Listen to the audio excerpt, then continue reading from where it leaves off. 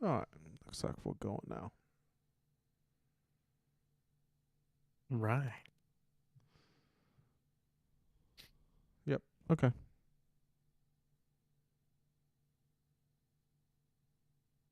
All right. So we good? Yes. Word. All right. Word.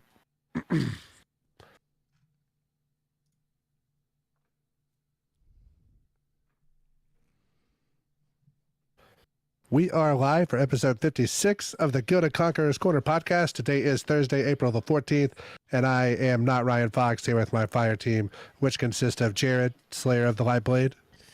Yeah, those ice swords you was throwing out were great, but they're temporary, and Invis is for forever. Literally. And the Chronicler himself, chadocero. I don't have either of that, but I was happy to be a little ghost over Jared's shoulder and making calls in third person that he couldn't see. I'm helpful to the team too.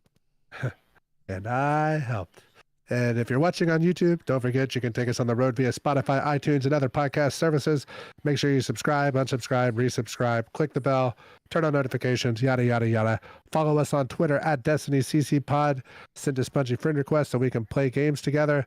And join our Discord server. The TWAB this week was brought by the Hippie, one of our newest community managers.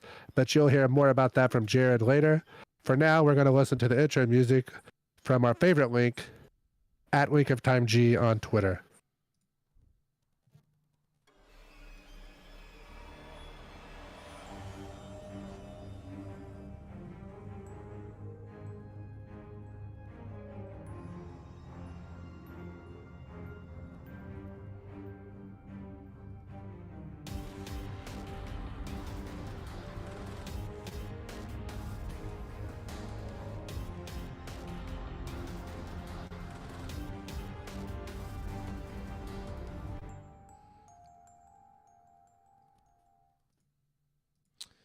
All right, everyone. As Fox mentioned, Dirty F and Hippie bought a good TWAB for us this week. A lot of stuff to look forward to. And we'll go ahead and dive right into Dungeons and Dragons. Wait, never mind. We don't have dragons in Destiny. We do have raids. So Dungeons and Raids is what we're going to be talking about here. So right now, there is Vow of the Disciple, which gives you pinnacle drops on 4 encounters. This is what you need to level up and to do things like Grandmasters. Just like Grasp of Avarice also gives you 3 pinnacles if you do all 3 encounters. And it helps you level up that way also.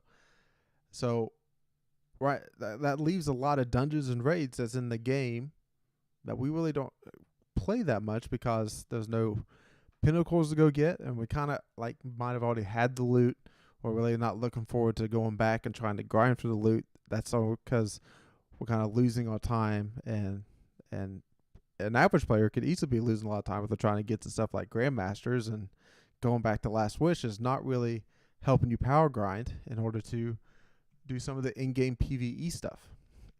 So a change targeted for next season is that we're going to have a seasonal dungeon and raid, and then a weekly raid and dungeon. Now the seasonal is kind of the way it is now. So like next season, Valid Disciple is still going to give you the pinnacle drops for your 4 encounters. And then the new dungeon, which is they're saying redacted. They're not letting that out of the bag yet, what the name is also going to give you pinnacle rewards. So that's just pretty much how it is now. So Grasp of Avarice will move into what is the weekly playlist, the weekly rotation, along with other raids and dungeons. And what that's going to do, whenever you beat the boss of that dungeon or raid that's in the weekly rotation, it's going to give you a pinnacle reward. So Chad, it's going to give you, you're going to go back to the moon, diving back in. Boy, I'm so excited to smash the pit again and do that boss a bunch of times. Definitely excited to get back into some Shattered Throne too. Definitely is gonna be fun. Yeah. And it's a quick boss too. If you hit that boss checkpoint, you can do that in like less than a minute and a half, 2 minutes. You can just get in, smash it, and then leave. But the drops, that dungeon's the Pit of Heresy is the only one that has a void pulse in it. It's the only way to actually get a void pulse without just luck. So I want that. I want that real bad. But I am excited to get more reasoning to take people through the older raids also. Because right now it's just like, oh yeah, I've never done that before, but now it's gonna be like, yeah, let's do this one because it's got a pinnacle drop. Let's do it. Let's get you guys some weapon rolls. Let's grind out a boss and get this party started. It's always pretty easy to put a dungeon team together because you only need 3, and even the way some of those dungeons work, like if you have 2 people that know what they're doing, you can kind of get through them, get through it pretty easily. And you said avoid pulse, but like, don't you have the exotic void pulse from the Valda Disciple? Like, why do you need another? That's what I was gonna say. We were talking about this earlier, and Jared didn't bring that up, and I know that he thought of it, and he just was waiting. Hey, I've got 2 of them now. I've got 2. It's got it to drop twice. And we also have the grid skipper, which I know you mentioned it has to be something you can get currently. Yeah. Which that's not the case. So, but I didn't realize that we were so light on void pulses. It's grid and a Suros pulse right now. So the Suros pulse is literally the only one that you can try to get. You can do Pit of Heresy, but again, it's not grindable. So you'd only get 3 drops a week if you do the boss 3 times. And currently nobody wants to do that because it's just a powerful drop. Yeah, so there's a lot of stuff to go back and get. You look back at Last Wish, that the fake bringer that Chad never got, that me and Fox has got multiple ones. Man, I was about to set that up, dude. Come on. I'm the best team. They're just the nicest bunch of dudes. Do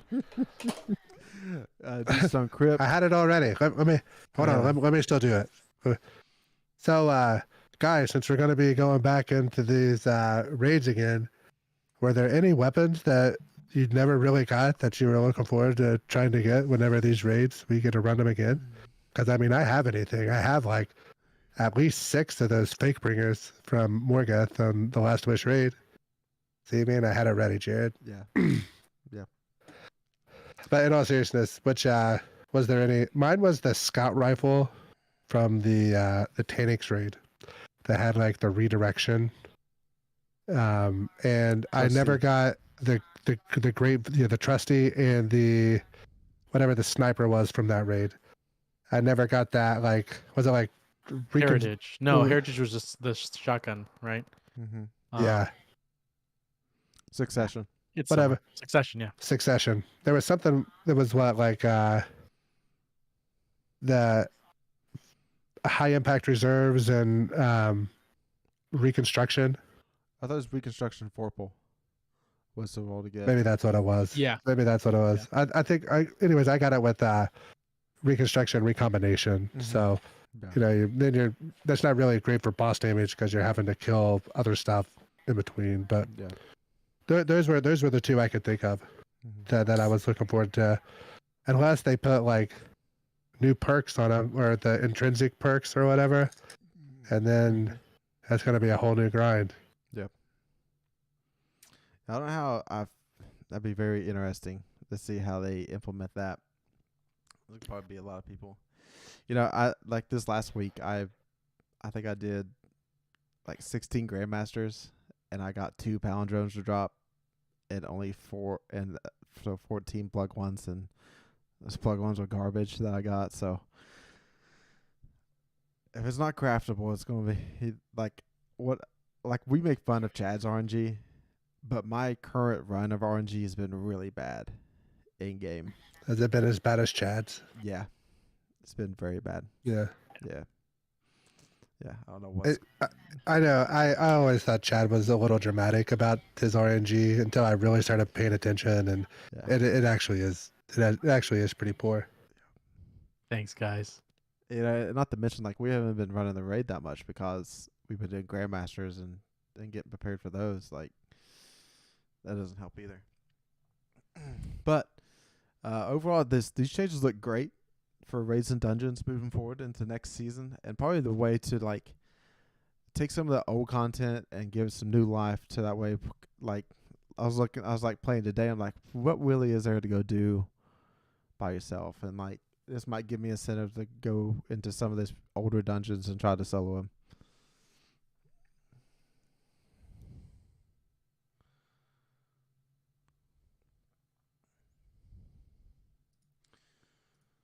All right. Looks like I have disconnected again somehow. And I don't know why.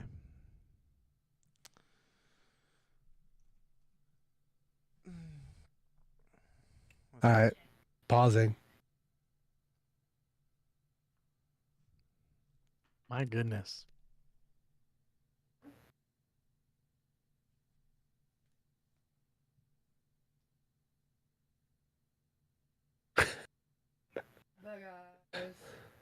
Yeah, your camera froze, but you can talk. We can hear you at least. You can hear me? Well, no, you're good. It's Ryan. Ryan froze. You're good. As far as I can see, you're good. Yeah, I paused the actual podcast. So if anybody's watching us live on YouTube, this is the behind the scenes. Let's see if that one's still going.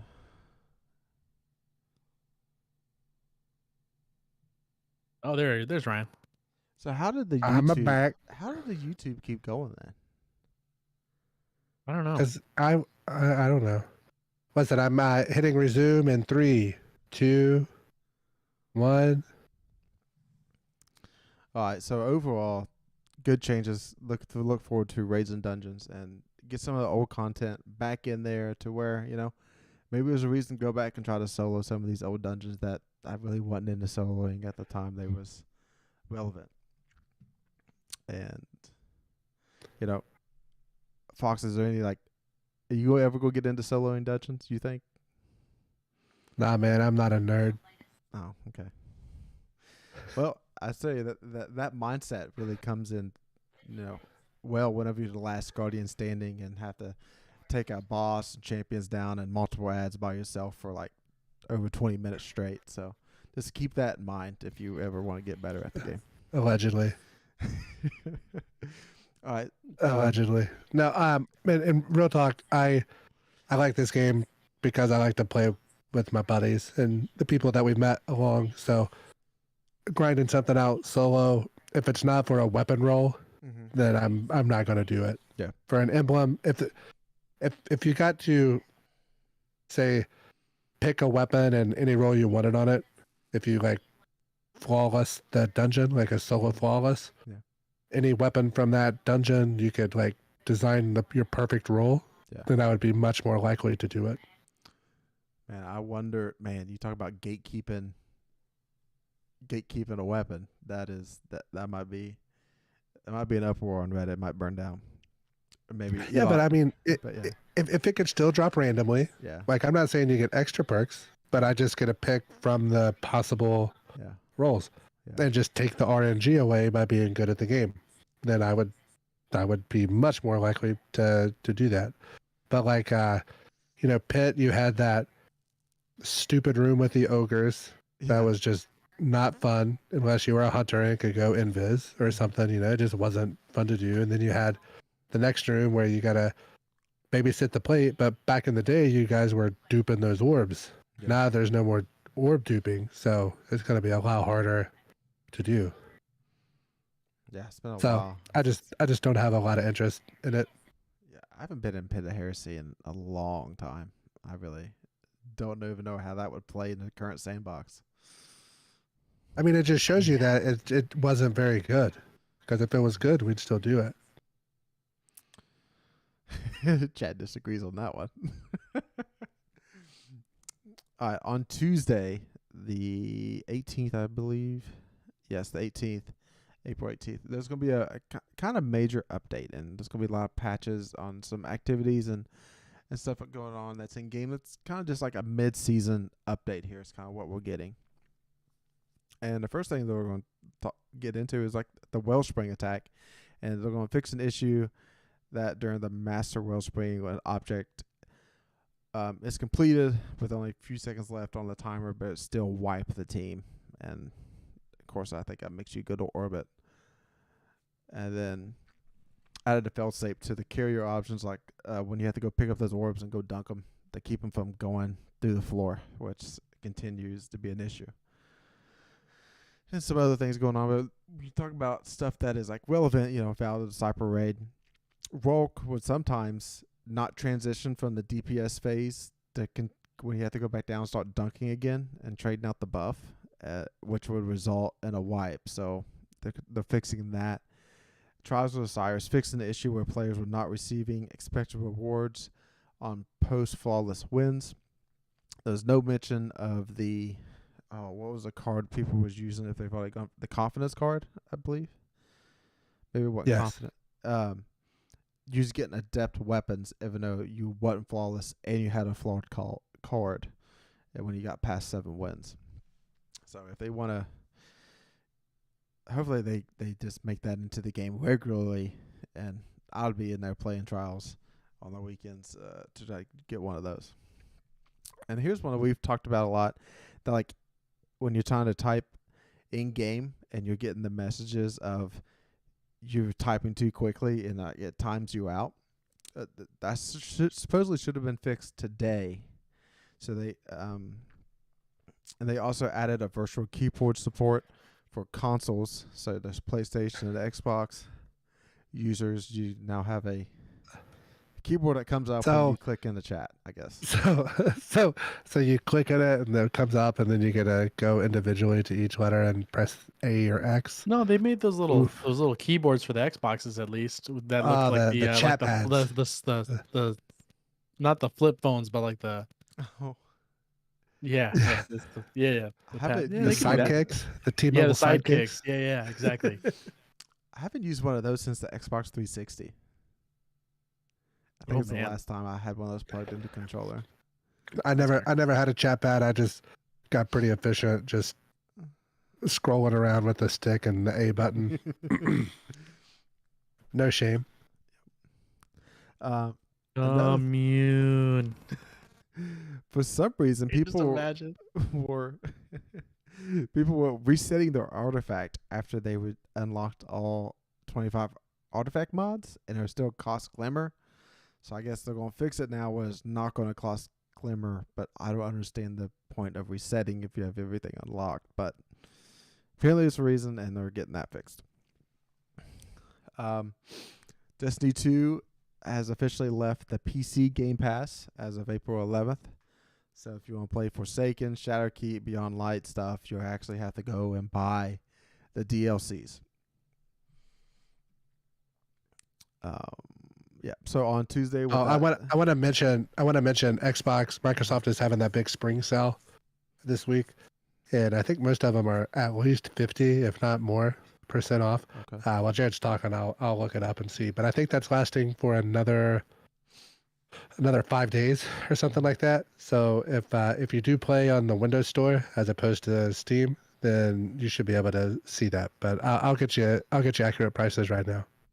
So keep that in mind with next season coming, the rotating dungeons and raids. Like if you don't have them all, there might be a week or so that you can't do a dungeon or a raid because you don't own that expansion. On Tuesday with that patch, there is going to be some downtime. 15 minutes before reset, everybody should be kicked out of the game, and then the game should be updated. And we got results. Monsters versus Mechs. We have a winner.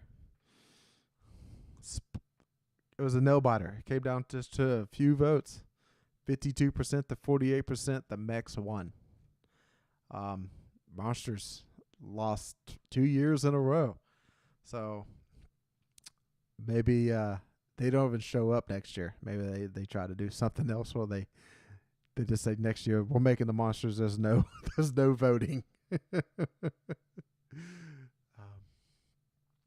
You believe that? Do you believe that that it was actually that close? I mean, why would they lie to us about the numbers? Because you're talking to conspiracy guy. To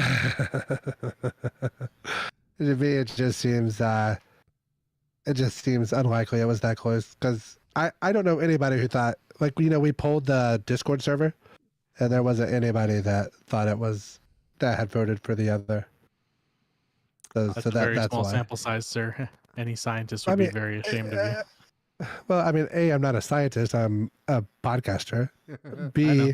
it's a decent sized podcast of people that play the game. Did you hear anybody say, "Oh, I really like the monsters. They look awesome."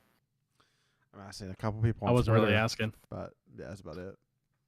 Yeah. I don't even remember who it was, but there was a couple people out there. But they lost. I think it's either they automatically get it next year or this scrap it and move on. Yeah. All right. So as far as that sell, I guess it lasts a few more days. The Witch Queen is 20% off. The Legacy Collection, which it's actually 50% off, and with it you get Forsaken, Beyond Light, and Shadowkeep. You actually get the Forsaken pack, Beyond Light and Shadowkeep, and it is $29.99. That's a really good deal. Nice. That's a really good deal. Yep. Yeah. So realistically for $60, you could have every piece of content in the game. So, wow. And then like Shadowkeep by itself is $12.50. It's typically $25. So that's kind of what you're kind of 50% off on the old stuff and 20% off of the new stuff is kind of what you're looking at. All right, that pretty much sums up the TWAB. Good job by Hippie to get us through some Raisin Dungeon talk, and looking forward to next season to do some old content and get some good new rewards. Because whenever that next season comes around, we should just have to go up 10 power levels. So the first couple weeks of the season, we'll probably definitely be doing the weekly playlist of the Raisin Dungeons. All right, now we're going to get into some Grandmaster talk. We are officially Conqueror 4s. If you've been a long-time listener, we are actually Conqueror 6s because we've done it every single season since it came out. And I'm sure I've lost some hair and turned some of my hair gray through some of them. And the Lightblade Grandmaster is up there with one of the hardest Grandmasters we've probably ever completed. With the first season that's ever came out, it's got to be up there with Proving Grounds and Glassway, and what was the one that's on with the Sadia? Which one was that? Oh, not the Corrupted? Yeah, that's it. The Corrupted. Yep. So I would say like those four. It's up there with those four, right? Lightblade.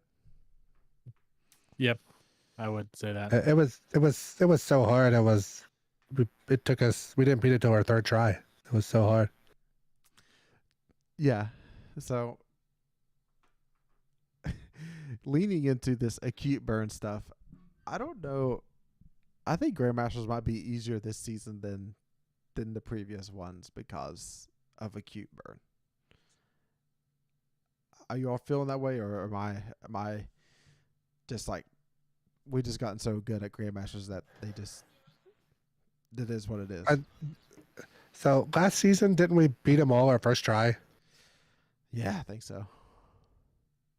Yeah. So I mean, it's kind of hard to say it's easier than that. But this time, out of the 6 Grandmasters, it did take us 9 runs to complete all 6. So we did have 3 wipes to orbit. So I would say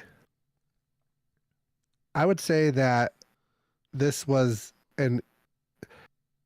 I was surprised at how easy it was based upon normally how difficult 3 of the strikes were. Mm-hmm. So we had like the 6 strikes, they were a hard, like a difficult 6 overall. I'd say it's the most difficult group of 6 of any of the seasons. And we still had like 2 of the strikes I had only ran one time, so I wasn't much help on those. Plus, we had Glassley this season with it as well. Mhm. So based upon that, you might be right. Except for the season we went undefeated. This is probably the easiest of all the other seasons. Yeah, Chad, man, it just feels like whenever you lead into the burns, like with Lightblade, like I did Hothead with a pulse rifle that was arc, and I just feel like I could just red bars were just wasn't as dangerous as they used to be. I just like maybe like a couple bursts if I hit headshots with the pulse rifle, took him down, which I feel like it used to. Fox always would say like it's going to take the entire clip of a hand cannon to kill one ad, and now it's not feeling that way with the burns. No, it definitely felt like you're outputting more damage, but again, you had to match shielding. Thing was, we're running Arbalest, Yep. so we're breaking a shield regardless of what flavor it is. But if you match like that arc burn and you match it for arc, the kick that it adds to your guns actually makes it feel more like a master strike as far as the damage you can output. Now damage coming in hits like a freight train, man. When it matches, it's incredible. Just getting hit by the splash from the Lightblade, like 3 splashes and you're dead. And it's like a direct shot puts you at like 25% health left. But yeah, being able to match those burns made the enemies feel a lot less spongy, and that's great because we already had hit and run tactics. We already had our experience from all the rest of the conquerors that we've done. So it helped out us being like, oh man, we can output a little more damage, like to all these red bars, get rid of them all, because when you get hit by numbers is when you start, you see wipes happening. Is mostly numbers. So that was great. I was very happy about that, but the incoming 50% increase, yeah. It hurt. But it's again, like we were already practiced enough to either not get hit or put up something so that we could take a hit. So it was just playing the same, playing a little bit of the same, and it didn't really affect us too much. Like I remember the first time we was going through Glassway, I think Airborne was on, and like if you went down the stairs at the wrong time, it considered you being in air. If you take one splash damage and you was done. So I kind of felt the same way with Lightblade, like how, man, when that boss just like decides to spam his arc attack on you from across the room, and you can get that splash damage from the wall behind you if you're too close, for the pillar in front of you. It's some kind of like just like it just goes around it, and it doesn't like stop the damage. That yes, you can die in half a second, but like in previous seasons, you would also die in a half a second to the bosses, and like Fallen Saber. If the boss shot you with its sniper, you was dying no matter what resist you had, or if you was in a well or not. Like Grandmasters, you can't get hit. It don't matter if they have the burn or not. Bosses and champions, they do extra damage because they're the ultras. They're the main enemy that you don't want to get close to. Lightblade. We should. We planning on talking about like the main rooms of the strike. Yeah, we can dive into Lightblade a little bit more because I feel like that's the one that most people want to know about. Probably they're having the most difficult with what we did, and that first opening. When you first open into that strike, I think you kind of just stay back and get that boss out of the way. And then you got 2 champs and a bunch of red bars. I think most people are handling that pretty easily and not having issues with that. The issue is the next part. Is whenever you get into the small enclosed room where there's 3 total. What's that official name for those, Fox? The light bearer. Yeah, the light bearers. I didn't know if those the knights like the light bearing knights. Yeah, I don't know. But the what basically they're the void titans. of the hives with the super. Mm-hmm. So they're checking their shields everywhere, and you Just also improve. have barrier champions Mm-hmm. in there as well.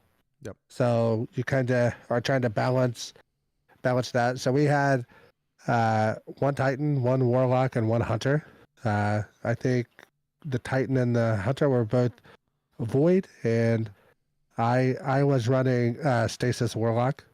So yeah, Chad and I basically stayed back. Jared stayed invisible and stayed on the far side of the room, on the other side of everything, and we just kind of picked everything off one by one. We did wipe in this room Mm-hmm. twice. Yeah, that was our two end runs was in that room, and I think what happened to me and Chad, I think both times was a ricochet from the shield throw, and it like hit me, and then like it does the Hunter Shuriken like perfect angle would go to the next person, like no matter what, like it was automatically going to hit the next person if it hits you. And that was tough. And Yeah, so, luckily enough, I got to watch that happen to you and Ryan once, but it always started with Jared. It yeah. would bounce, hit Jared, and then home in on the next closest guy.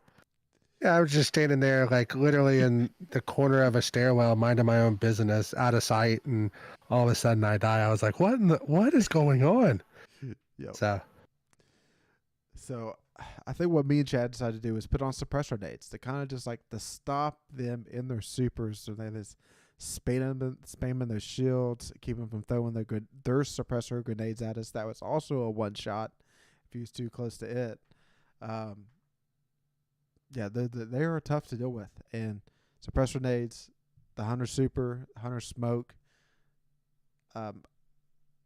Chad, does Titans have anything besides this grenade to suppress? I don't think it does. Not for suppressing. Oh, shield bash, no, but because when we're based off. Yeah, you're not shield Shield bashing. bash. You're not shield bashing in a Grandmaster. no. I'm throwing a shield and I'm hoping to make a red bar explode. Yep. That's about it. But yeah, suppressor nades. and Is probably so really good so for there, that there's room. we should mention there's like a arched tunnel that connects two rooms, like the room where all the enemies are, and then the entrance to that room, you're going through an arched tunnel. Chad and I kind of stayed back through the tunnel and killed the thrall and the acolytes and the champions and everything that came close to us on the other side of that tunnel. So we were kind of playing pretty cowardly, while you were playing pretty cowardly on the other side because you were invisible the whole time. But that was what was most effective for us. Yeah, so the way I'm able to stay invisible 100% of the time is with 100 mobility, 100 strength with graviton forfeit, and that's with the void dive to go invisible and vanishing step.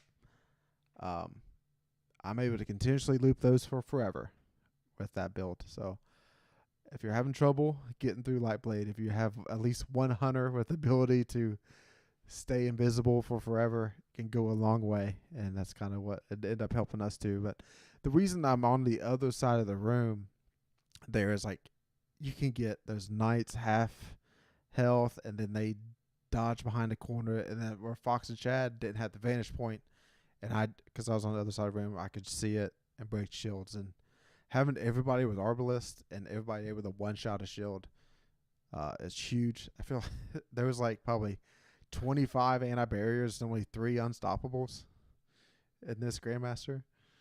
So Yeah, And 3 of them were all unstoppables. right back to back. yeah.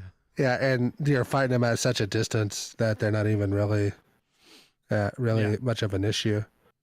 What was the mod that we had on our class item from the seasonal artifact that gave us all the Lucid heavy? finisher. Yeah, that's very important for everybody to have. Yeah, another thing that happens is Grandmaster is that you need to be spread out. There's a lot of spam and stuff that happens from bosses and champions that if you get stacked on top of each other, you're taking damage off each other. So that kind of, after you clear that room with 3 barrier champs, 3 light bearers, you gotta get on the boat, right, and start transversing through like this open area. And the first stop that we get stopped, there's light bearer knights on each side. And what we did, we jumped off the boat way before we got there and slowly took our time transversing the walls to get closer to get a better angle. And you also got to watch out for the shrieker that spawns right before you go to that first stop. So take that slow, jump off into the sides, and take those enemies down at distance. After you clear that first stop, you're kind of going to jump off the boat again very soon to where you have like a bunch of hive wizards and acolytes and shriekers through another huge open area. And finally, there's a portal at the end of the catwalk. There's like the last catwalk that you can go into that brings you forward to where the boat is officially stopped again. And you get bombarded by about 50 to 75 thralls. So if like for some reason somebody didn't have Arbalist on and they had a Wither Horde on, if you're able to get one of those thralls with Wither Horde, you practically get to take out majority of that encounter. If not, throw some grenades on there. Use your super. There's no reason to wipe to a bunch of thrall. Just make sure you get through that part unscathed. And then it brings you to the Darkness Swamp. Invis Hunter is the reason. Is another good reason to have somebody with 100% uptime with invisibility. We got to the area, and Chad, what did you and Fox do? So the first thing we did is we waved goodbye to Jared. And then we hit the ground and got to a point where we could see enemies coming up at us. And then after killing a couple of screebs and one sniper who was trying to get us, he was a sniper. He was one of the chain guys, the guys that shoot the void gun at us. There was nothing to do, so we sat there. We did a little slow dancing. I went into the superhero pose with the fist on the ground. Yeah. And then all of a sudden, Jared said, "Hey, we're good," and we just started moving. But yeah, basically, Jared was invisible the whole time. Just ran right through the lanterns, got through it, and as soon as he hits the big gate at the end, it no longer becomes a slowdown zone, and we can just run through. Now, you got to still be careful because moths one-shot you if you don't see them. So what we did is we stuck to the right wall and just kind of meandered all the way to the end gate. But yeah, that definitely made that way easier because I've died in there on like the normal version and on like the legend version. Because you'll get swarmed really fast. But him making it despawns all the regular enemies except the moths. So still be careful with those. Yeah, even if you're invisible and dodge whenever the moth is like tracking you, it doesn't throw off them coming at you. It doesn't throw off their tracking. So what I did, there's sometimes that I just was able to go around and avoid moths, and there's sometimes I would wait to get some of my invisible abilities back up and shoot the moths at a distance and go invis before the snipers and could catch up with me before I made it to that last gate. And if you get past that last gate, it should despawn majority of the enemies that should have been like chasing you, except for the moss, as Chad mentioned, that they had to take out a couple times. And then that kind of brings you to like a kind of a cave area to where you finally see an unstoppable in the strike. It should be quite easy to deal with. But there's moss behind it, and there's some other those snipers, so just be wary of those. And finally, you get up through that cave and you peek out a big open area again. Bosses back there, shriekers are up. There's unstoppables down on the ground. There's two huge ogres that are like the ultras. So if you have Aeons on, you're able to finish those. But with Lucent Finisher, I don't think we ever really had an issue with heavy and needed to do double bricks. In fact, I wasn't using enough heavy. Like I had a linear fusion on and just left so many bricks laying around that was just wasteful. But that would be my main thing, is realizing that there's a lot of heavy, so don't hoard up for the boss room.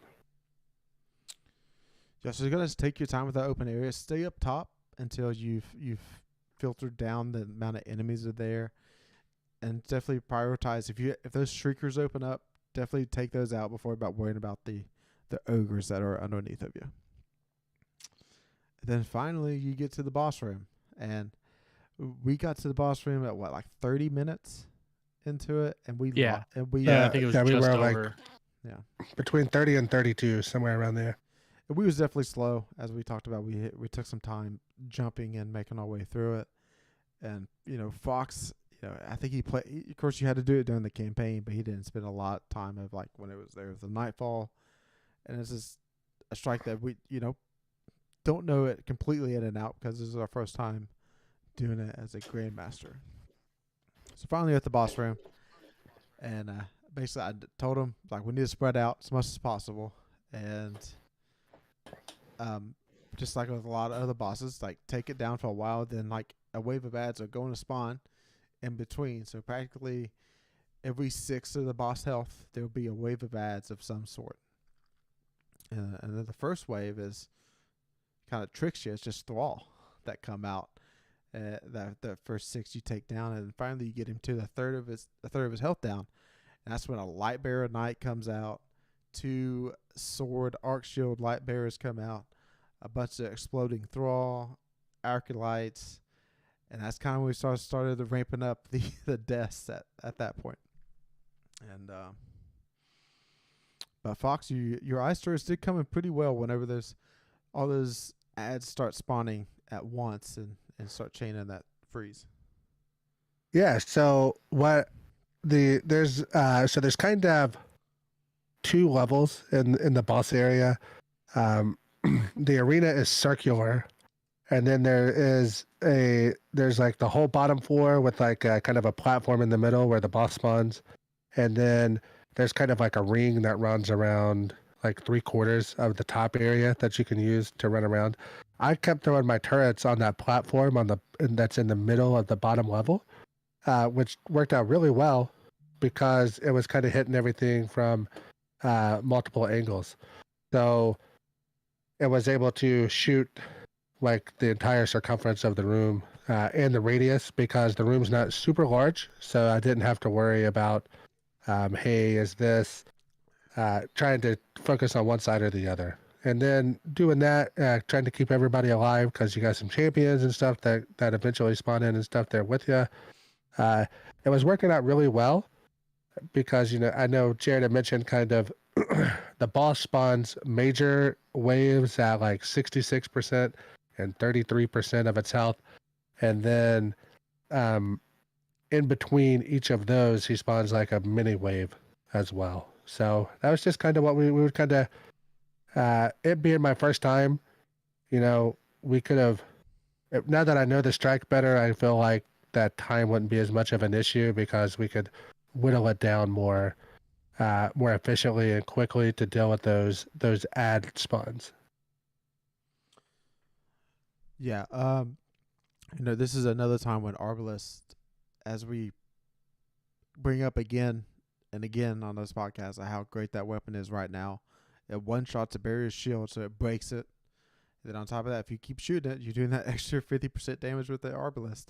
So that's really handy because there's a lot of times in this boss room you are by yourself. And you might be one-on-one with the champion or one-on-one with the Arc Barrier Knight. And you need to break that shield and start getting some damage out to get a finisher off on the champion. So, again, 3 people with Arbalest is a great idea. And if you just have 2, I'm sure you can probably make it work. But, again, 3 people is great. Here's kind of like where we learned early on that Chad was an Ursa Titan, but he couldn't really use his Void Wall whenever the Light Bearer is out because the Light Bearer has suppressive abilities that would go through his Ursa shield. It kind of amazed us at one point, Chad, didn't it? Yeah, and I think part of the problem too is they made it so that the shield chunks your super a little bit when it takes damage. So if a boss is hitting you and he's got the burn going, that shield's going to disappear very fast. But yeah, the Lucent Brood Knights, it's bad. At least I survived the suppression grenade, Yeah. but then you're just dead because you can't like jump away or anything. Mm-hmm. But man, yeah, like I'm glad I had the suppressor. But the super just wasn't great. It wasn't super helpful. A bubble would have been worse. But the Ursas didn't really do a whole lot. They got me the super back in the one room in the beginning if I planned the Ursa right, because then I'd be getting hit by their shield throws. But other than that, it's not a strategy for that strike for sure. Is the plate Thunder Crash? I was thinking about that last night. It depends on if you've destroyed all the red bars. Because if you have, yes. If you can Thunder Crash both of like the Lucent Brood Knights, you might be able to finish them back to back. But you Thunder Crash and you're going into the thick of it. The way spawns work in that one is if you smash and like finish a ghost and you don't plan it right, you could be right on top of a spawn. And that's just bad because I'm Titan. I can't go invisible for 100% of the time. If I'm out there, I'm in trouble. So I don't know. I don't know for Titan. Honestly, that suppressor grenade was really, really, really helpful. And the controlled demolition is really helpful. So honestly, sacrificing a super for damage and just using it as like a oh no, is kind of a good bet anyway. Yeah, because like running that Stasis Warlock, the only thing I could really do is take out the Cursed Thrall that spawn like at the little half waves of ads that come in that bottom, just to try to keep those under control. But I mean, really, because I mean, we were kind of giving up 2 supers that entire strike. Yeah, I feel like that the Warlock freeze is like, oh, I need to freeze the battlefield so I can go get a res off or two. You know, it's a very limited amount of DPS, and I think Bungie changed something recently too about boss changed them from taking extra damage when they're frozen and shattered too. So it did get hit a bit. So as a Void Hunter, what I tried to pay attention to is when Chad and Fox got separated, when one of them was in a little bit more of a stickier situation than the other. Try to make my way over there. There was a couple times when we was able to get champions down low, and one of them was closer to finish than I was. But I was able to throw my smoke down whenever they was going for the finisher. The smoke is both. That way, they get some de-aggro from being in a vulnerable position and able to rotate out. But unfortunately, we kind of ran out of some time. And Voss was like, 33% left. We hit minute 45 before I think the 46-minute hit. Both Chad and Fox were down. Hey, we made it to 47. Thank you. Okay, 47. Okay. We got to the 25% wave with all of the anti-barrier knights. Okay. Yep, that's right. So I left me there 2 anti-barrier champs, the boss, probably about 10 to 15 red ball thrall. And I would say there was probably 10 thrall and probably 7 to 8 acolytes. Yeah, I forgot about the acolytes too. Yeah.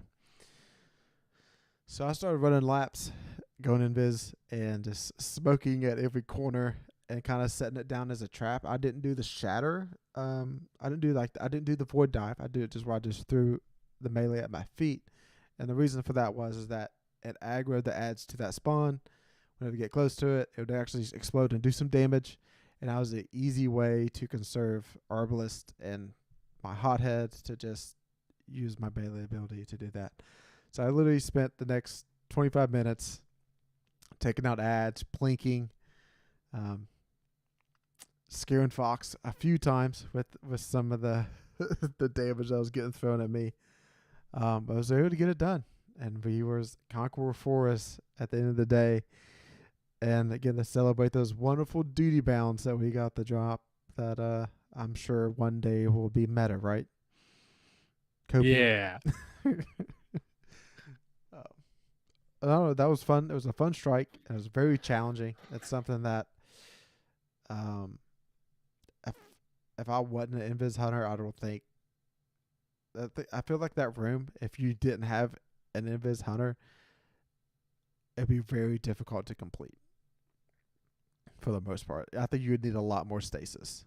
Maybe 3 stasis something might be able to lock down the room, but I feel that would be very difficult.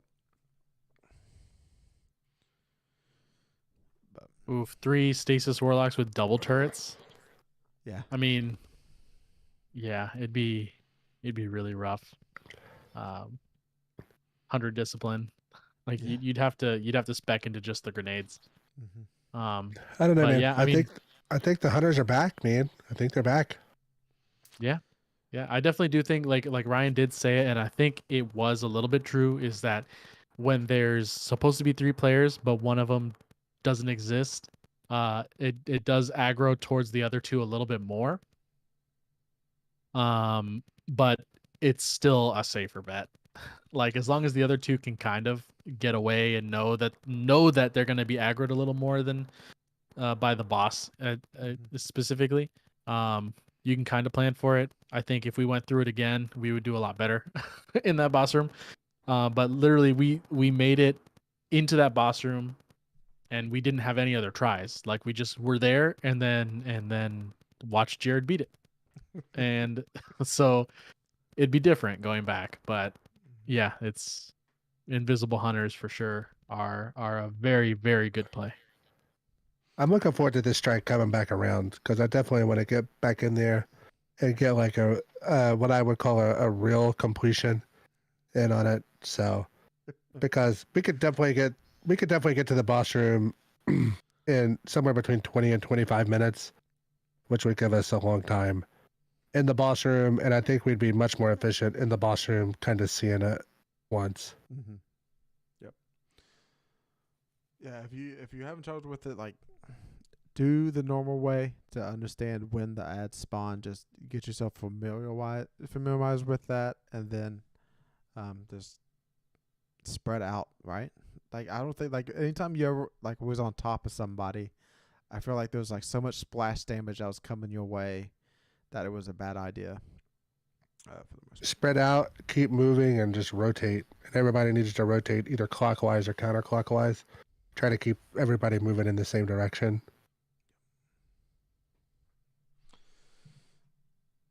All right. I think that's going to be it for the Grandmaster breakdown this week. At some point, we'll probably break down Vow of the Disciple. Wait, no, that's a raid. What is Birthplace of the Vial? It's the other Something vile. Yeah. Yeah, it's Birthplace of the Vile. Yeah. We'll do that one at some point. Maybe for the next time it's rotated around, because that's another strike that like we didn't have a lot of time in and only did it once. Yeah, I was like, I don't think I've ever ran this strike before. And they're like, yeah, you had to do it to get Parasite. I was like, I don't remember that at all. Like, I do not recall any portion of that strike. Well, you did it week 1, so that was a little while ago. Yeah, several hours ago. Yeah, and you also had much less sleep. Yeah, at that point. I was so tired, so tired. All right, Chad, I'm sure we got some awesome stuff to dive into, and why don't you lead us into the lore work that you have in store for us today? Ooh, okay. So we finished up Vow last week. So we're moving into some Season of the Risen with the Cabal. We're going into the Book of Quintessence. Good news for me is that this has already been a pretty good long podcast, and I'm only going to 3 of the 5 chapters because the other 2 aren't really related to the Cabal. They're good stories, but I'd recommend reading them on your own, but they're not what I'm going to be reading.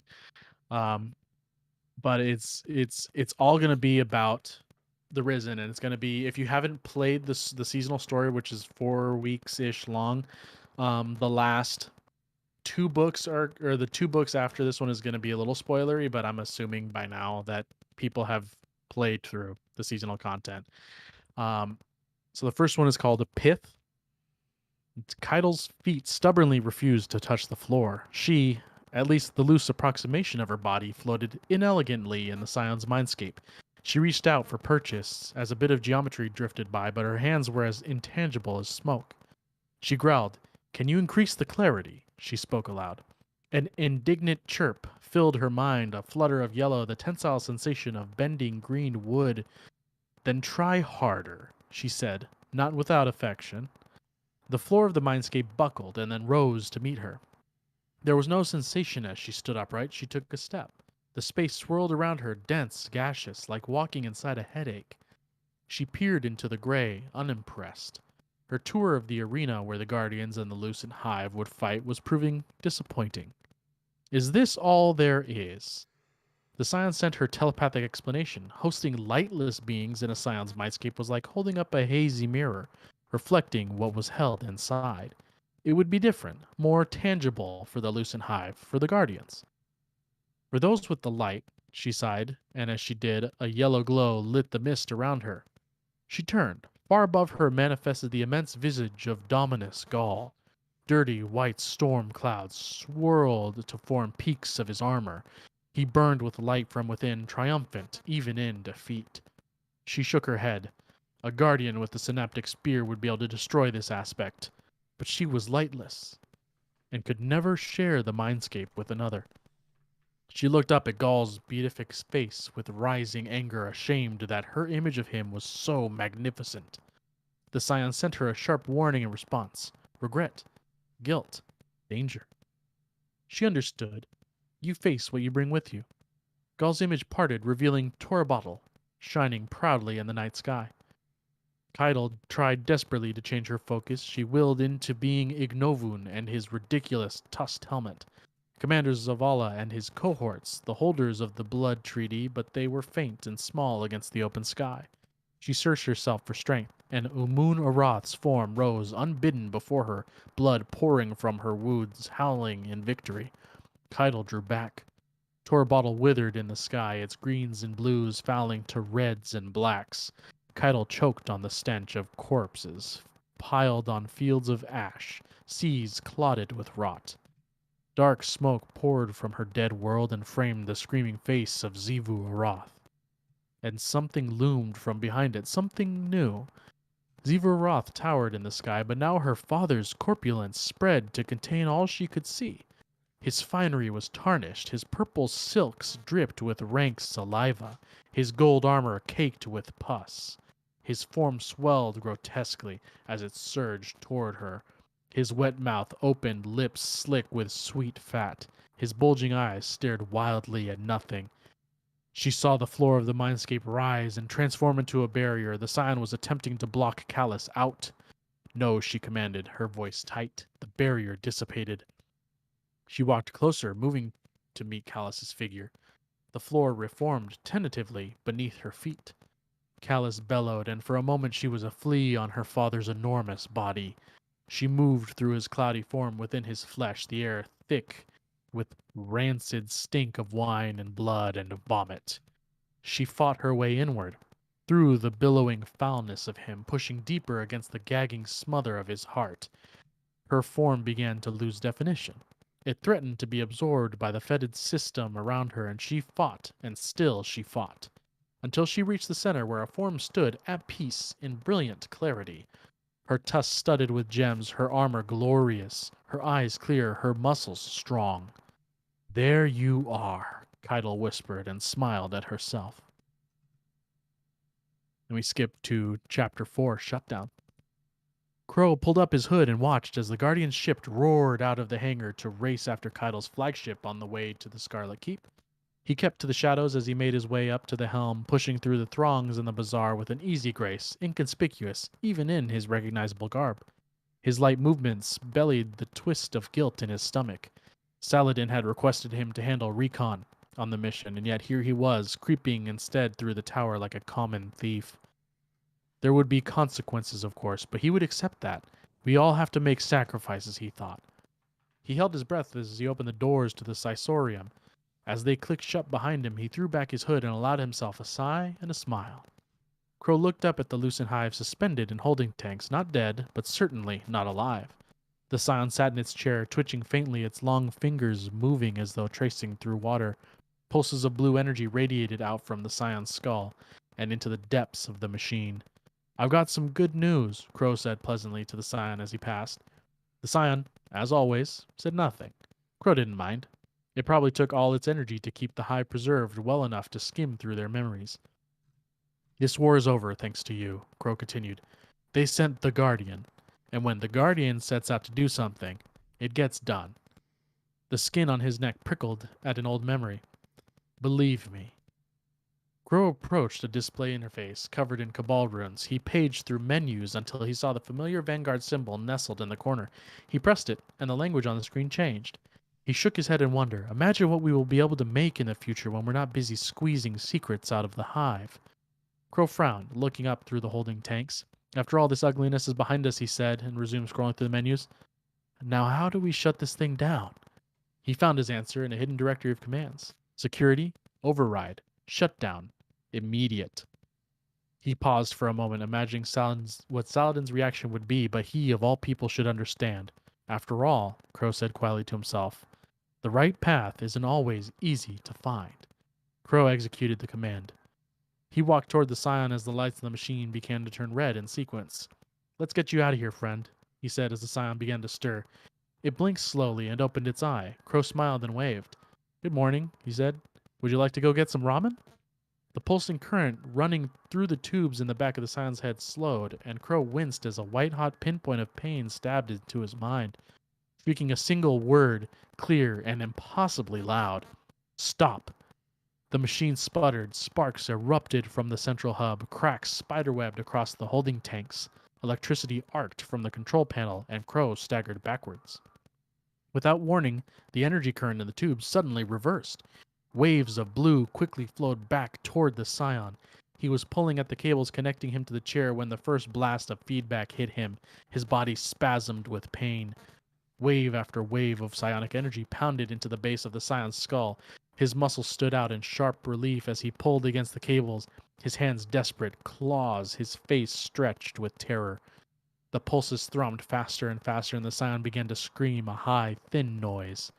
He beat at his own head with one spindly hand and reached the other out toward Crow. Crow reached back as another wave of energy hit the Scion, bursting his retina, turning his eye into a muddy black sphere. Crow recoiled in horror, his mind pierced by unimaginable pain, and as he fell into a heap in the floor. The machine groaned, hissing smoke, the holding tanks boiling, the hive bodies inside dancing grotesquely in the roiling fluid. Those blaring sirens began to overpower the horse, sustained, screaming. Something snapped in the machine, and it shuddered to a stop. And finally, silence. Chapter 5, Right Proven. Saladin hears Kaido's voice booming over the endless drone of the Imperial cruiser's engines. Grains of bloodied sand trickle from the ceiling of the Cabal-sized elevator and fall against his helm as he rides up the brightly lit arena floor. Gurn Orok, Valis in the Emperor's service. You challenge the Iron Lord Saladin Forge. Brachus, in the Empress's service. You outrank this man. Her words circle the spectator stand, sending a hush through the gathered crew. As it should be, Orok, his challenger standing not 10 paces from him. Kaido presses. Why challenge him? Did this man slight you? Orok turns to her, kicking up sand. He walks our halls, trains our soldiers, and shares our meals as if he is Cabal. That's slights. He is not Cabal. I'm not the only one to say so. Saladin looks at Kaido. He'd attempted to stop this, tried to staunch unnecessary violence with reason, but tradition is not so easily denied. Earlier, this is ridiculous. Killing your own officers only weakens us. Saladin stepped toward Kaido. Even seated in her chambers, her eyes were level with his. Funny how our perspectives have shifted since we first met, Kaido grunted. Why are you humoring this? Quieting rebellious words does not weaken us. It binds authority and blood. Kaido looked back to myriad datapads on her desk. If he submits, no one has to die. That seems likely, Saladin quipped sarcastically. Kaido stood. He wants you stripped of your rank and made to clean warbeast pens indefinitely. And that is worth his life. I know pride isn't a foreign concept to you, Lord. Kaido spat out his title and walked past him. Saladin sneered. The Empress turned to him as she opened her chamber doors, ushering him out. What if you lose? He huffed so hard he almost choked. Now, Heidel nods to Saladin, to Orok. They nodded back. When the rite of proving was conceived, it was to be a level field of battle. We honor that tradition here. Heidel slams down a fist for emphasis before pointing to the arena floor. Single combat by blades, one life, no light, death, or submission deters the victor. The crowd erupts and roars as a weapon rack rises from the floor. Orok lifts a heavy cleaver from the rack. Saladin sees his own axe there. He glares at Keidel for taking it without permission and lifts the axe. With weapons drawn, the rite of proving begins. Orok lunges and thrusts the cutting edge of his cleaver towards Saladin's ribs. Saladin sidesteps the massive Cabal blade and bats it down with the heft of his axe. The two test each other's range and speed with a series of back and forth, half-committed strikes until Orok gains favorable footing and bursts forward to swing at Saladin's waist. Saladin narrowly tumbles over the cleaver, sparks of contact spit from his leg guards. He lands on his knees and jabs the blunt head of his axe against Orok's exposed throat. "This is your only chance to yield," Saladin says as the Val sputters for air and stumbles backward. Orok's cough turns to laughter. He kicks up a cloud of sand and leaps with his cleaver brandished overhead. Saladin wipes granules from his visor and raises his axe to block Orok's heavy swing. The Iron Lord absorbs the shock and controls Orok's blade, sliding it down to catch on his axe head, then pivoting the weapon's hefty pommel to butt Orok hard in the face. Orok staggers away and slashes wildly, splitting Saladin's visor and drawing blood. The Iron Lord throws his ruined helm on the ground and wipes blood. He advances, ducking under a deterring swing, parries a second chop away, and severs the Valis' hand. "Yield," Saladin growls as blood pours onto the sand. Orok looks at him, to the cleaver still clutched in his detached hand, and back to Saladin. "Never to you." He dives for the cleaver. Saladin swings, catching Orok's jaw, spewing blood. Orok tenses for a moment, then falls limp. The Iron Lord sighs and wrenches his axe free, painted as a warrior in the eyes of the Cabal. Cheers erupt. Keidel's voice cuts through the frenzied crowd. "Rise, Valis Forge."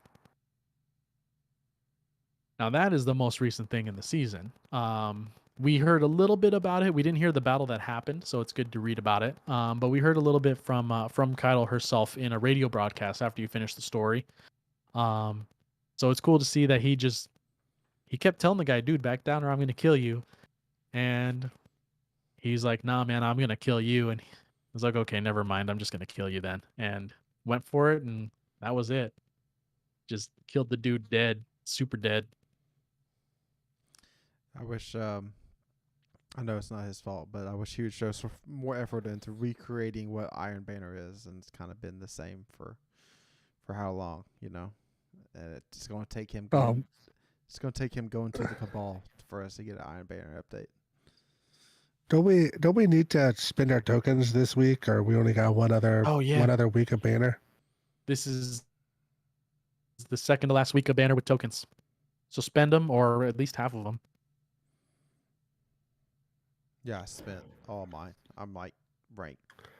I have 2,200 right now. And that's probably, the sad part is, that's probably still not enough for a gunsmith rank. Oh my gosh. I didn't even think about that. Like, you have to hopefully get more weapons than armor, because the armor don't count. Or no, wait. I don't know. I don't even pay attention anymore, I think it counts, but I wouldn't swear to it. Yeah.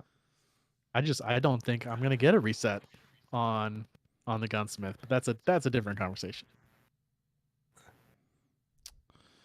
All right, time for the mailbag. First question here. It's a question about the TWAB. It says that the master difficulty Val Disciple is going to be at 1580, and then for each encounter completed has a chance to drop the adept version of a given weapon for the raid. And it says, does this mean the adept version of a weapon is not guaranteed? That is the way I'm taking it. I'm taking it as this is going to be a random drop for all the encounters. Like, you could get armor instead of a weapon. And if you we don't know if what's going to happen with the challenge. Like, maybe the challenge chest guarantees a weapon potentially. We don't know. I mean, But if you do the challenge, you kind of just It double it your doesn't chances. it doesn't read that way, man. Yeah. It does not read that way. Yeah. I saw a chance and my heart dropped. Yeah, I feel you, dog. But we'll find out, I guess. Find out on, well, I think Tuesday or Wednesday, whenever we decide to get on and do it, or we'll just wait for somebody to do it and find out. By the way, But- if anybody listening is already they're ready, they're at the level to do the master and has experience with it, reach out to us because we're trying to. Our normal guys have kind of they played pretty chill this season, and they're not really, their artifact power's not high enough yet. So we'd love to team up and be able to get these done. Yeah. Sounds like just more RNG. It's going to be interesting because, like, once you're able to craft the, like, regular version of these weapons and you get the enhanced traits, is the enhanced normal version going to be better than whatever this adept version is? Unless the adepts have enhanced perks on them. I mean, through that's a the good gunsmith, question. the D2 gunsmith, they do, but Yeah. we won't know until Tuesday. And not only that, like maybe if they have 2 or 3 perks per column, Yep. that would be another thing that would be kind of handy. Because you think about the vault, you had like the standard roll, and then you had like the other perks with it. So maybe that's what could be handy. Like, but I don't know. I have no idea. For all I know is being able to craft the weapon makes me care a lot less about getting the adept version, other than just for the collection purpose of it. Mm-hmm. All right, question 2. Is master difficulty more difficult than contest mode? If you look at them in the vacuum, I would say yes. But at the time, whenever the master comes out, you are usually above the level and you understand the encounter way better than you did whenever contest mode's going on. Yeah, it's weird. If we were to go back to day one with all the knowledge we have now, pull a whole regression, it would be easier. It would be a lot easier. We'd be world's first. But that's also because we're very practiced. Now, will we be able to pull off the DPS strats? Yeah, maybe. That's all an execution thing. We know stuff, but can we pull that stuff off? I don't know. Listen, I have full confidence if we go back right now to day one with our knowledge we have now, I really feel like we'd be the day one winners of this raid. Thanks, man. That means a lot. But going back to it, by the time you get to master, like Jared said, you're usually within the level where the difficulty's taken down, and you know the raid inside and out if you're challenging the master. So at that point, master's easier. If they both came out at the same time, master's gonna be harder, and that was proven by the vaulted glass. Because people already knew the encounters. They did the first one fast, and then the second one because they had to do challenges and stuff, and it was a mass like the contest mode there. It was harder, but that's because they had to do challenges too. But I think on its own, like Jared said, without like if you were to start fresh on both and just completely start fresh on the master would be harder. But yeah, with practice, everything gets a little better, a little easier. You really don't think we'd be world's first if we went back right now? You mean we still have people in our squad that get uppity on whether linears or Izzy Rocket is better when there's a clear winner. I'm just not good enough to do the Izzy Rocket swap. I have to practice more. But it's like, bro, even Reeds with the God roll, the new one with the Vice Stinger, doesn't do Izzy Rocket damage. So we didn't really have trouble with damage. Well, I mean, we didn't beat it. Now I'm saying Yeah, we'd easily be able to beat it. The part we didn't beat was a damage part. Yeah, no, yeah, was acquisition, right? Yeah, that third Yeah. encounter. It'd be so weird to see how fast we would go through that on a contest mode. Yeah. All I know is I'd at least beat Dado. I'm confident in that. I could So, believe that. next question. What are the top weapons to look for in the raids, the previous raids that are not the exotics, so I know what to chase whenever they begin to rotate? Fake bringer. That's what I'm Yeah, going for. yeah, Fake that's bringer. probably the number one legendary from Last Wish. But I think the other option is Tyranny of Heaven because it is the only solar bow. That's the other thing to look from Last Wish. I'll just go and tell you my favorite weapons from the other raids. So after Last Wish, there's Garden Salvation.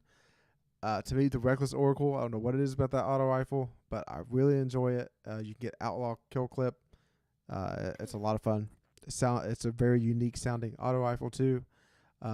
Deep Sun Crypt Heritage with either auto loading or reconstruction with Vorpal. No, there's reconstitution in that last part, isn't it? They can't get Vorpal. Yeah, recombination. Reconstruction Vorpal. Recombination. Yeah. Yeah, the Heritage can't get Vorpal. It's got the other perk. Yeah, I really like it. And then you have Vault of Glass. Well, no, you have Deep Stone. No, Deep Stone. You have Vault of Glass. Fate, the actual Fatebringer with explosive payload and Firefly. All right. So obviously these guys hit a good portion. Honorable mentions. I would say Garden of Salvation, the Sacred Providence, Pulse Rifle. You can get some pretty sweet rolls of it, I feel like. I already talked about the Succession, and Jared mentioned Heritage. Those are probably the two to chase out of the Tanix raid there. One roll that I know that I trashed that I wish I would have kept was the Fatebringer, the Adept Fatebringer with Elemental Capacitor and Firefly, which you're guaranteed Firefly, so you only have to get the Elemental Capacitor. I think you mean Osmosis. Yeah, Osmosis. Yeah, sorry. Thank you, Jared. Osmosis, because what that does is, like with the Void 3.0, if you throw your grenade, which turns it to a Void weapon, and then the Firefly spreads that Void out to all of the other enemies around it. So you can kind of spread those debuffs for the enemies that way. And with Arc and Solar, we know we're getting 3.0 versions of that. So we assume there's going to be something similar, most likely.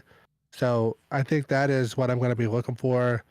I probably, whenever challenge mode comes around, I'll probably try to LFG the Templar fight of that a couple times, and then probably save some spoils to throw at it if I don't get one. So those would be the ones that I would look for there. I do have that exact spoil that Fox is talking about, and it's great for all those reasons. Like even when I try to go monochromatic of Solar, and just pair that with like getting Parasite to getting a Solar Well to buff its damage, it just works well with everything in the game. So it's kind of. I basically trashed every Osmosis roll. You did. Like I was like, I'm never gonna use this, and that was so dumb. But it's what I did. Yeah, it's what I did. I'll admit it. Yeah. You know, we all make mistakes. I learned to save some Osmosis stuff when there was a season where sidearms, there was like sidearms was the only unstoppable, I think it was. And there was the seasonal sidearm that had Osmosis on it, and I think it was one of the first ones. And was that like the Buzzard or something like that? Something I can't remember, but it was the Vanguard one. And it was, I mean, it was a good choice because you could just go whoop, it's this now, and then just blink away at it. But man, like after that, I'm like, you know what, this is actually really convenient. It's not great, but it's convenient. So I have like a couple of osmosis things just because I'm like, yeah, you know what? I like it. If I ever want to run all flavors of everything, then I can do it. But glad I did. Yeah. All right, question 4. Which adept weapon from Val are you most looking forward to? To me, it's the grenade launcher. I don't know why I'm just escaping my mind the name of the grenade launcher. Forbearance. Forbearance, yeah. I think that's the most fun weapon, and just to have it ready to go whenever Arc 3.0 comes around. Yeah, I mean, I got lucky enough to get a compulsive chill clip fusion, and we doggy if it ain't the most fun I ever did have with a fusion. It's Oh, yeah. hilarious. It's amazing. It's like null composure, but the freezy version. So like I don't have any other fusions with reservoir burst. That's why I'm saying null composure. And it's hilarious. Like you just lay into the biggest guy in the group, shoot him twice, and everybody around him that's a red bar is frozen solid. And then you just reload and then switch to your other gun and just start killing everything. it's awesome. It's just a lot of fun. I haven't messed with it in PvP. I know it does do a little bit. But I think just fusions are my favorite, man. I want an adept fusion. Real deliverance, real bad. But that grenade launcher is right there, right below it. I think like cataclysmic, the linear fusion, and I would think it would probably be like 4th times the charm, high impact reserves, or like surplus high impact reserves. That's probably what I would look for. But I mean, realistically, we already have the Read Regret in that slot, so you know it's a damage beast. There's some dirty rolls on that Read Regret for DPS. So, but everything else, like Insidious, is probably what a lot of people would say. I've been blessed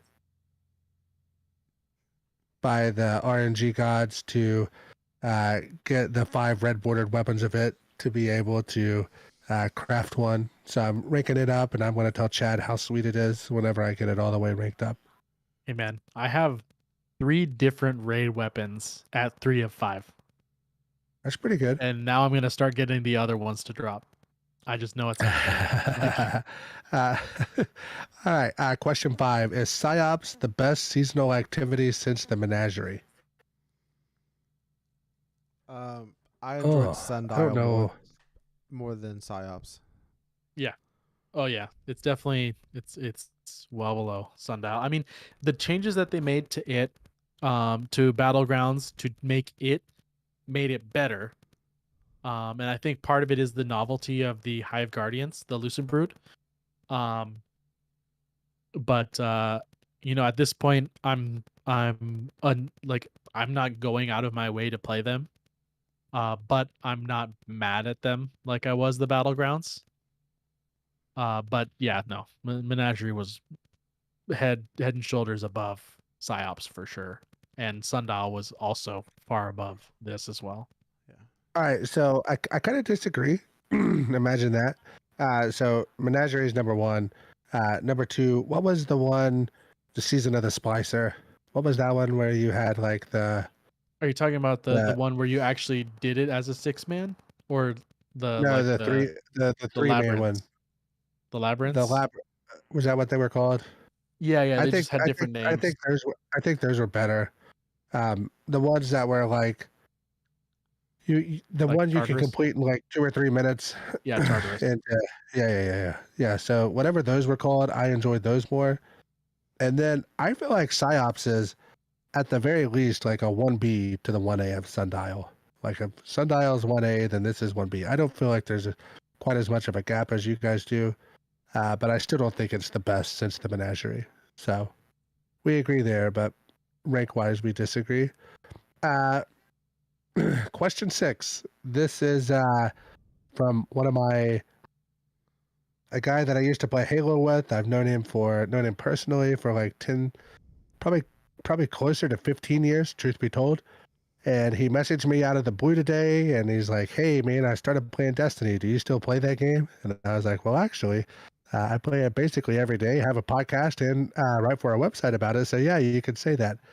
Then he says, "What's your advice to a new player? I've been playing about 50 hours. I'm around rank 1530 power level. I have 4 exotic weapons. So far, I've mostly played Crucible, but this game has me hooked, and I think I'm in love."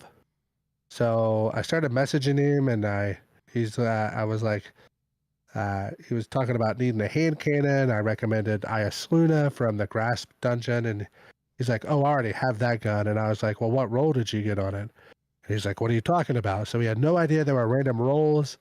Exotics, I would recommend I said, "What exotic armor are you running?" And he's like, "Oh, I don't have any." And I was like, "You mean you're not going to Zur every week to get your armor?" So what I quickly realized is that there are people that start to play this game and they have no idea of the stuff that we know. So I think that the question was, for us collectively, what do we recommend that he does every week to make this easier for him? He didn't know that there was like a weekly reset, daily reset, all of that. So everything, I mean, he was literally like brand new. And I take for granted of what people know about the game. So I thought this would be a good thing for us to discuss for a few minutes. I think mods are really important, especially in PvP with handling mods and unflinching mods. So every day, the gunsmith and Ada 1, they're both in the tower. Gunsmith is right there in the main area you load in to the right. Ada 1 is in the hangar. Every day they sell 4 mods, I think. Now,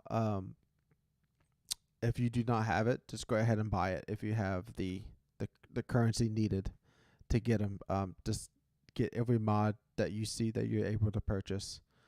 Go ahead and get it. Yeah, mods are definitely a big deal. They reset every day, especially too. Yeah, they reset every day. So if you're very new and don't have any of the material, you can lean into getting the ones for the guns that you like first, because they will kind of cycle through pretty fast since it is a daily and there's 4 different ones. But mods being most important, just playing at first is just playing, because you're gonna need to get just drops. You just need stuff to drop. So you can kind of get something like Ryan's buddy already has an Ias Luna. It's like, that's good. You have a good gun. Don't really worry about the rolls just yet. Once you like really, really like the gun, be like, all right, cool. Like, I definitely want to get a better version of this. But get that done. Depending on what your starter is, like if you're a warlock, grind out stasis. Like, get the stasis stuff unlocked so that you can have turrets and be set up to do some really fun stuff with it. But don't really worry about it too much until you get into the later game. But yeah, just getting that kind of stuff. Playing the game will get you to drop the random drops, obviously. We'll get all that random exotics that can drop. And then hitting Zur every Friday. There's websites where you can check out where he is. He's there all weekend through Monday, so you don't have to fret too much about it. But you can go in there and if you have the currency, buy all the armor that you have never seen before. And then you can just give it to your characters. You can dismantle it if you want. But just having more options for armor is going to be helpful. Not all of it's great, but having the option is going to be the most helpful. So, also, Fox, do you know what his main is? Yeah, so I was talking to him. He's been playing Warlock, like most intelligent people do. And he said he's been playing Top Tree, but he was like, hey, everybody seems to be moving faster than me. So I spec'd everything I could into my mobility, but I don't feel like I'm going any faster. And I'm like, well, really as a Warlock, I don't care much for mobility. I'm looking more at recovery so I can get my rifts back. And then, depending on if you're more of like, if you're playing Top Tree Drawn, you have that ranged melee with like the fire bolts that you shoot out that kind of track. And I said, so if you're more of a melee guy, you want to spec into strength. If you're more of a grenade guy, you're going to want to spec into discipline. So that's kind of kind of what you're looking at. And I said, if I were you, I'd also check out Void, because the PvP Void Warlock, you can do some pretty fun stuff right now with it. So kind of mentioned that to him as well. So, as a Warlock, does that change anything that you guys had said previously? I did. I said the stasis stuff. Yeah. But what's Jared thinking? What I'm thinking, he's concerned about going fast, transfer steps. Then, if it might be a kind of a daunting task to have him solo a lost sector, on Legend, but there's a lot of guys out there. If Fox is on or if I'm on, like I don't care to message you and like bring up your screen on Discord and like coach you through what to look out for in the lost sector to get you through on Exotic Legs Day. And you might not know what that is. And that is what there is one lost sector every day that has exotics dropping in it. And it's selectable between Legend and Master. Legend is the 1550 version. And the other one is the Master, which is 1580. I would recommend the 1550 and trying that out and building up your exotics that way. And on Leg Day, Warlock, transfer steps. And then Gauntlet Day, if you're able to get Ophidian aspects, you'll make your guns feel wonderful, swapping them out and reloading. That is like probably the two main ones in PvP that will improve your play just out of the gate, out of the box. So I mentioned the lost sectors to him, but he wasn't able to see which lost sectors were up because he hadn't completed any of the lost sectors. Yeah. So I invited him to our clan's Discord. So I'm sure I'll have him party up with me. He has two young kids like myself. So he's like, I don't know, what time do you normally play? And I was like, well, usually after the kids go to bed. He's like, oh, okay, me cool, but I'll have to check with my wife. So, Dalton, if you're listening, I'm glad you're into the Destiny. Dalton he and I played Halo like 2 and 3 together back in the day. He's just a god tier PvP player. He was sending me some of his clips with his janky weapons that he was using and just getting some pretty wicked headshots with the sniper and stuff. So I'm looking forward to getting him started up. If I can get him in, I got about 3 other people that he can bring in with us and just expand our player pool that we have together. Anything else for you guys? That was our last question for the mailbag. Looking forward to this Master Raid to see how it is and how they shake it up a little bit. Bungie loves putting extra champions in there and stuff. Probably is going to be match game too. So just be prepared to bring in Arbalest because it solves all your problems with shields. Yeah, excited for Master. Not excited for changes.